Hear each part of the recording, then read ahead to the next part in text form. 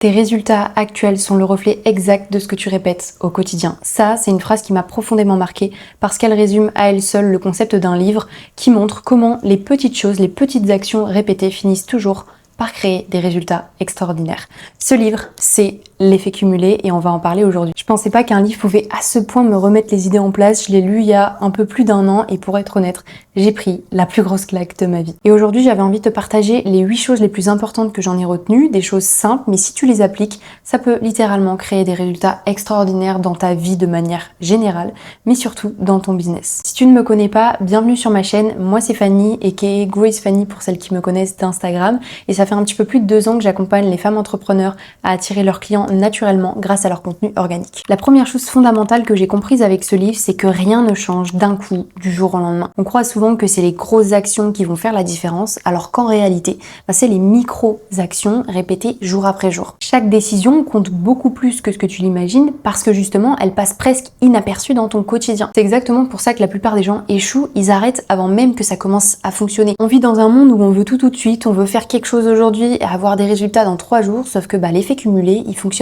pas du tout comme ça. Et comme on voit rien rapidement, on conclut bien trop vite que ça ne marche pas, alors qu'en réalité, ça marche déjà, c'est juste invisible au début. Faire un tout petit changement chaque jour, pris séparément, ça change absolument rien, mais répéter des semaines, des mois, voire des années, ça crée un écart énorme entre 2 trajectoires. Le livre te donne un exemple simple avec 3 personnes, mais moi je te l'ai adapté du coup version business, comme ça ce sera plus simple pour toi de voir la différence et de comprendre. Imagine Anna, Marie et Léa qui lancent leur activité exactement au même moment. Anna, elle est plutôt ok avec sa situation, elle a lancé son activité, elle fait ce qu'elle peut, mais sans vraiment changer ses habitudes. Elle publie quand elle y pense, elle va travailler un peu n'importe comment dans sa journée, mais elle travaille et elle va avancer un petit peu au feeling. En soi, elle fait rien de mal, mais elle ne fait rien de différent non plus. Marie, elle décide de faire quelques petits ajustements, rien de fou, mais chaque jour, elle va répéter les mêmes actions. Elle crée du contenu, elle analyse ce qu'elle fait, elle ajuste, elle se forme 30 minutes chaque jour, elle continue même quand elle a pas envie, même quand elle a la flemme, même quand elle est démotivée. Et puis, il y a Léa. Léa, elle a lancé son activité, mais elle prend des micro-décisions dans l'autre sens. Elle reporte ce qu'elle doit faire, elle se disperse, elle part un petit peu dans tous les sens, elle passe plus de temps à consommer du contenu qu'à en créer. Et maintenant, le temps passe. Au bout de 6 mois, il y a quasiment aucune différence visible entre les 3. Au bout d'un an, toujours pas grand-chose. C'est exactement à ce moment-là que les gens se disent « tu vois, ça change rien ». Et en fait, là, justement, le livre nous montre que le temps est déjà en train de faire son travail. La différence est invisible, mais elle s'accumule. Et puis 1 an et demi, 2 ans après, l'écart devient évident. Anna est restée toujours au même point. Léa est épuisée, frustrée, elle a l'impression d'avoir fait beaucoup de choses sans jamais vraiment avoir de résultats. Et Marie, elle a pas fait un coup de génie, mais par contre, elle a un business à plus de 10 000 € par mois. Et quand on regarde de l'extérieur, on se dit, Marie, voilà, elle a eu de la chance, elle a explosé d'un coup, elle a réussi du jour au lendemain, machin. Sauf que pas du tout. C'est arrivé à aucun moment précis parce que c'était caché dans les micro-décisions du quotidien. Et c'est ça le pouvoir de l'effet cumulé. Ce que tu répètes chaque jour est en train de construire ton futur, que tu t'en rendes compte ou non. Même quand ça te semble insignifiant, même quand justement t'as l'impression que ça sert à rien. Le temps, il va pas faire la différence tout seul. Il va amplifier les petites actions que tu répètes jour après jour. Et attention que ce soit positif ou négatif, mais ça on en reparle juste après. La deuxième chose à retenir, c'est que rien n'est isolé. Un petit choix ne produit jamais un seul effet. Ça reprend clairement l'effet domino.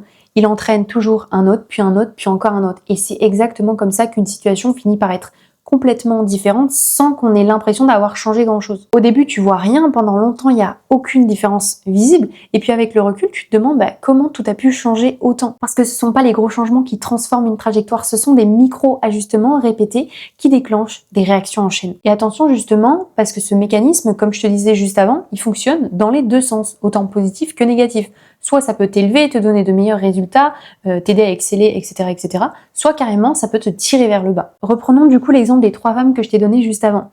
Marie, du coup, celle qui faisait un petit ajustement chaque jour, ne s'est pas contentée de juste mieux faire. Les petites actions qu'elle a fait ont créé un effet domino. À force de répéter les mêmes actions, elle a pu avoir plus de connaissances qui lui ont permis de prendre de meilleures décisions, qui lui ont permis d'avoir plus de clients, qui lui ont permis de faire plus d'argent. etc., etc., etc. À l'inverse, chez Léa, celle qui prenait chaque jour des micro-décisions, mais dans l'autre sens, l'effet ricochet ou l'effet domino, comme tu veux, il est aussi là, mais de manière négative. Elle doutait beaucoup, ce qui l'empêchait de passer à l'action, donc elle n'avait pas de résultat, du coup elle a dû reprendre un job alimentaire pour pouvoir subvenir à ses besoins. Et là, tu vois, si on reprend un petit peu tout leur parcours, sa situation ne s'est pas dégradée d'un coup, elle s'est dégradée petit à petit, presque de manière imperceptible. C'est exactement ça que je trouve ultra puissant. Un choix entraîne une conséquence qui entraîne encore une autre, qui entraîne encore une autre conséquence, qui finit par modifier complètement ta trajectoire. La troisième chose que ce livre m'a fait comprendre, c'est que chaque décision, même la plus banale, modifie complètement la trajectoire de ta vie. Et le vrai problème, c'est pas qu'on fait de mauvais choix volontairement, parce que généralement c'est pas volontaire. Le vrai problème, c'est qu'on prend la majorité de nos décisions sans vraiment y prêter attention. Personne ne va se lever un matin en se disant bon aujourd'hui je vais tout faire pour ne pas atteindre mes objectifs. Personne ne fait ça. Beaucoup de situations compliquées viennent d'une accumulation de petits choix qu'on fait machinalement sans se demander où ils nous mènent. Ce sont les petites choses, celles qui nous paraissent anodines, qui finissent par avoir le plus gros impact long terme. Et le problème, c'est que tant que tu ne regardes pas clairement ce que tu fais au quotidien, tu continues à avancer, mais du coup pas forcément dans la bonne direction. Et ce que j'ai vraiment trouvé intéressant dans ce livre, c'est que l'auteur nous propose un exercice justement pour corriger ça. Ça va être faire le suivi de nos choix. Choisis un domaine que tu veux améliorer et note chaque action que tu fais actuellement liée à ce domaine. Là, le but, c'est même pas encore de changer quoi que ce soit, du moins pas pour l'instant, mais c'est surtout de prendre conscience de ça. Par exemple, si tu cherches à être plus productif dans ton business, note toutes les fois où tu as été productif dans ton business. Si tu cherches à avoir plus de clients, note toutes les fois où tu as fait des actions pour avoir plus de clients, etc., etc., etc. Parce que bien souvent, on dit vouloir quelque chose, et si on regarde ce qu'on fait chaque jour, c'est pas du tout cohérent. Tu dis vouloir créer du contenu et tu te retrouves à scroller juste 5 minutes, puis 10 minutes, puis 1 heure. En soi, sur le moment, c'est pas grave, mais quand tu le notes noir sur blanc, tu vois que ce petit choix répété prend beaucoup plus de place que ce que tu ne pensais. Et c'est exactement ça que cet exercice permet, rendre visible des décisions que tu prenais sans même t'en rendre compte. Parce qu'à partir du moment où tu vois ce que tu fais, tu peux ajuster, même très légèrement. Et ces micro-ajustements conscients, répétés jour après jour,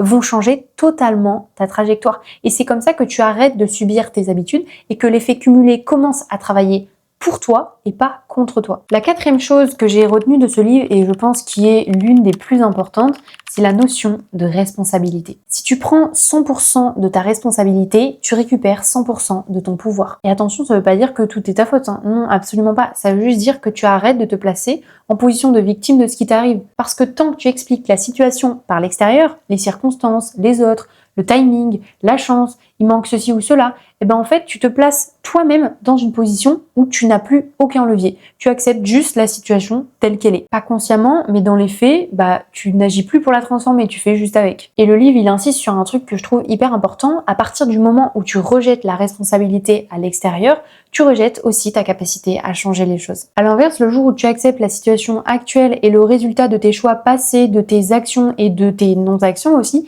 alors là, tu reprends la main. Parce que tes résultats viennent de ce que tu fais, ça veut dire aussi que tu peux faire autrement. Tu peux pas contrôler tout ce qui t'arrive, malheureusement ou bien heureusement, mais par contre, tu peux contrôler ta réponse, tes choix, ce que tu décides de faire à partir de maintenant. À partir de là, il ne tient donc qu'à toi de changer pour justement changer la situation. La plupart des gens ne contrôlent pas leur vie, ils laissent leurs habitudes la contrôler à leur place. Ça nous amène donc à la cinquième chose que nous rappelle ce livre, le pouvoir énorme des habitudes. On a souvent l'impression qu'on décide consciemment de ce qu'on fait, de qui on est, de où on va, mais en fait, en réalité, une grande partie de nos journées sont dictées par des automatismes, des choses qu'on fait sans réfléchir, des réflexes, des routines. La vraie différence entre ceux qui réussissent tout ce qu'ils entreprennent et ceux qui justement stagnent ou carrément échouent ne se joue pas dans la motivation ou l'intelligence. Bien au contraire, elle se joue dans les habitudes quotidiennes, celles qu'on répète encore et encore. Avec le temps, tout devient automatique, les bonnes habitudes comme les mauvaises. Et à force de répétition, elles demandent même plus d'efforts.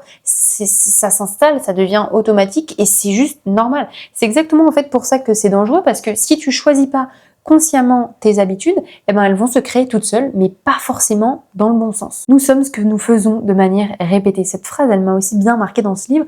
Et en fait, si ce que tu dis et ce que tu fais ne correspond pas, on croira toujours ce que tu fais. Tu peux dire que tu veux plus de clients, que tu veux réussir dans le business, mais par contre, si dans les faits, si dans les actions que tu poses tous les jours, ça va pas dans ce sens, eh ben les habitudes, elles vont parler pour toi. Et si c'est si dur de changer, c'est parce que les mauvaises habitudes sont très confortables à court terme. Elles nous rassurent, elles nous soulagent, elles nous donnent en fait une gratification immédiate et ça, le cerveau adore. Alors que les bonnes habitudes, en fait, c'est complètement l'inverse. Elles demandent un effort au début, elles sont inconfortables et surtout, elles vont pas te récompenser tout de suite. À court terme, elles vont clairement te punir. Donc c'est pour ça que généralement les gens arrêtent. Mais par contre, sur le long terme, ça change absolument tout. C'est pour ça que, chose importante aussi qui est notée dans le livre, c'est que la volonté seule ne va pas suffire.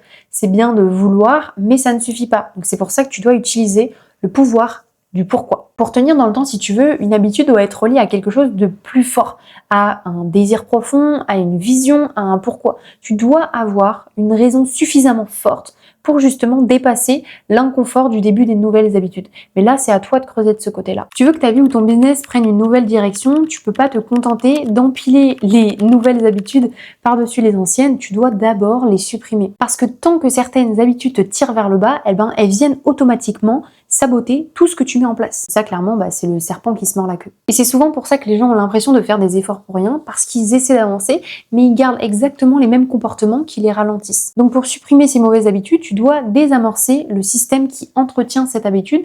Et d'ailleurs, le livre propose justement une approche en plusieurs étapes que j'ai trouvé vraiment intéressante. Première étape, identifier les déclencheurs. Un déclencheur, si tu veux, c'est ce qui lance l'habitude, souvent sans même que tu te rendes compte. Ça peut être une émotion, un moment précis dans la journée, une situation. Par exemple, tu dis que tu veux créer du contenu, donc tu vas ouvrir ton ordinateur et là tu te sens démoralisé, démotivé, t'es fatigué. Donc qu'est-ce que tu vas faire machinalement? Tu vas prendre ton téléphone juste 2 minutes. On ne sait jamais que c'est juste 2 minutes.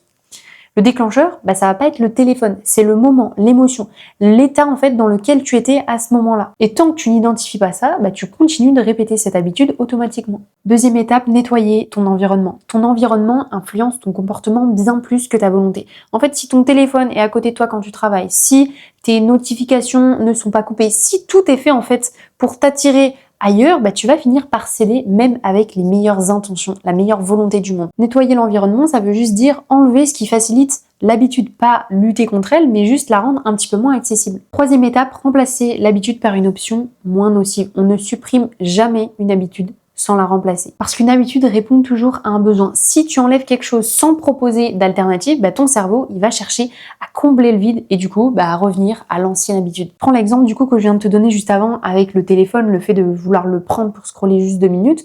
Là, le besoin derrière, c'est pas de prendre le téléphone et de scroller. Le besoin, c'est de couper, de souffler. Donc, au lieu de te dire je dois pas scroller, tu vas remplacer ce réflexe par une option qui est moins nocive pour ta trajectoire. Par exemple, tu vas poser ton téléphone et tu vas sortir prendre l'air 5 minutes. Quelque chose en fait qui va répondre aux mêmes besoins sans t'éloigner complètement de ce que tu veux construire. L'idée, c'est juste de faire un choix un petit peu moins destructeur pour ta trajectoire. Quatrième étape, choisir ton mode de fonctionnement. Certaines personnes vont avoir besoin d'y aller progressivement, de réduire petit à petit, de faire des petits ajustements étape par étape.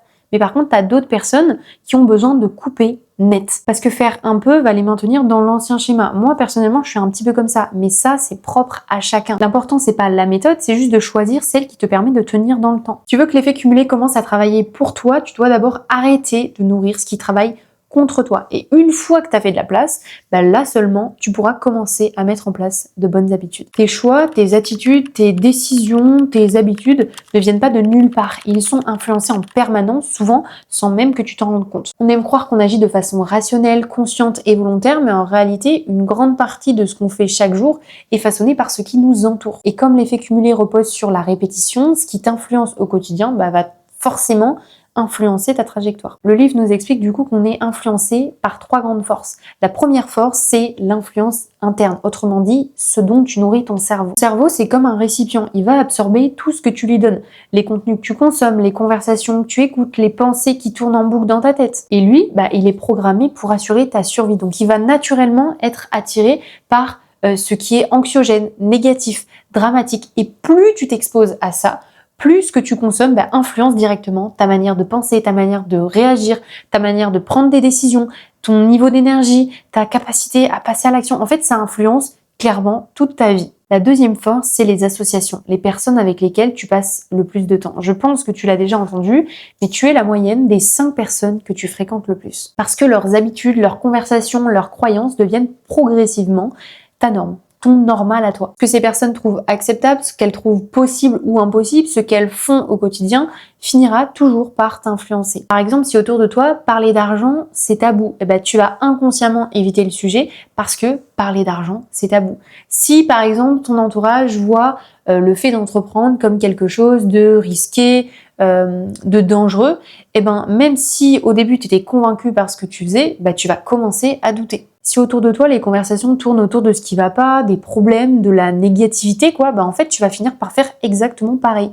Parce que c'est ce à quoi tu es exposé tous les jours. La troisième force, c'est l'environnement. Ton environnement gagne toujours contre ta volonté. Tu peux être ultra motivé si ton environnement te pousse constamment en fait dans l'autre sens, bah, tu finiras par céder à la tentation. Ton environnement, c'est pas juste un lieu, c'est ce qui est à ta portée de main. Ce qui est simple à faire sera fait, ce qui est compliqué sera évité. Et c'est pour ça que si tu veux vraiment changer une trajectoire, tu peux pas compter que sur ta motivation, ta volonté. Tu dois maîtriser ce qui t'influence. C'est pour ça que si tu ne choisis pas consciemment tes influences, elles te choisiront à ta place. Et comme elles agissent tous les jours, leur impact finit toujours par être énorme. La dernière chose que j'ai trouvée hyper importante et qui explique du coup pourquoi certaines personnes stagnent ou carrément cassent leur progression, c'est simple, c'est parce qu'ils s'arrêtent, ils cassent l'élan, ils cassent le momentum. Au début, c'est toujours plus dur de commencer, chaque action demande un effort et c'est normal, c'est un passage obligatoire pour n'importe qui veut créer un changement. Mais à force de répéter, quelque chose se met en place. Tu prends de l'élan justement, tu réfléchis moins, les décisions se prennent plus facilement, tu arrêtes de te poser 1000 questions, c'est ça le momentum. Le livre explique un truc très simple avec une image que j'aime beaucoup, c'est un objet à l'arrêt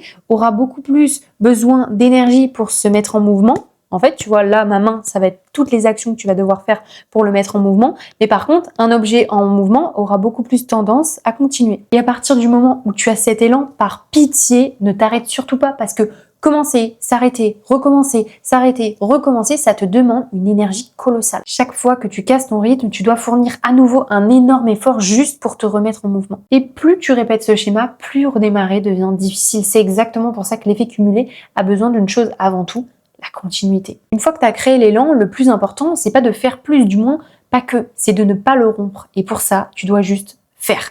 Faire même quand tu es fatigué, faire même quand t'as pas envie, faire même quand tu doutes beaucoup. Parce que continuer un minimum vaut toujours mieux que t'arrêter complètement. Parce que tant que tu restes en mouvement, l'effet cumulé continue de travailler pour toi. On arrive à la fin de cette vidéo, j'espère qu'elle t'aura plu et qu'elle t'aura fait réfléchir. N'hésite pas à me dire en commentaire ce que ça t'a fait prendre conscience, mais si tu dois retenir une seule chose de ce que je t'ai partagé, c'est que ce que tu répètes chaque jour crée ta réalité future. Que ce soit des choix conscients ou inconscients, des bonnes habitudes ou des mauvaises, des actions alignées ou des micro-décisions prises sans vraiment y penser, l'effet cumulé fonctionne tout le temps. La seule différence, c'est qu'il travaille pour toi ou contre toi. Et la bonne nouvelle, c'est que t'as pas besoin de tout changer, t'as juste besoin de commencer, de choisir une seule chose et de la répéter encore et encore sans casser l'élan. Si cette vidéo t'a parlé, je te conseille vivement de lire l'effet cumulé, c'est clairement un de ceux qui m'a fait le plus évoluer. N'oublie pas non plus de t'abonner pour ne pas louper les prochaines vidéos et puis moi je te dis à la semaine prochaine. Bisous!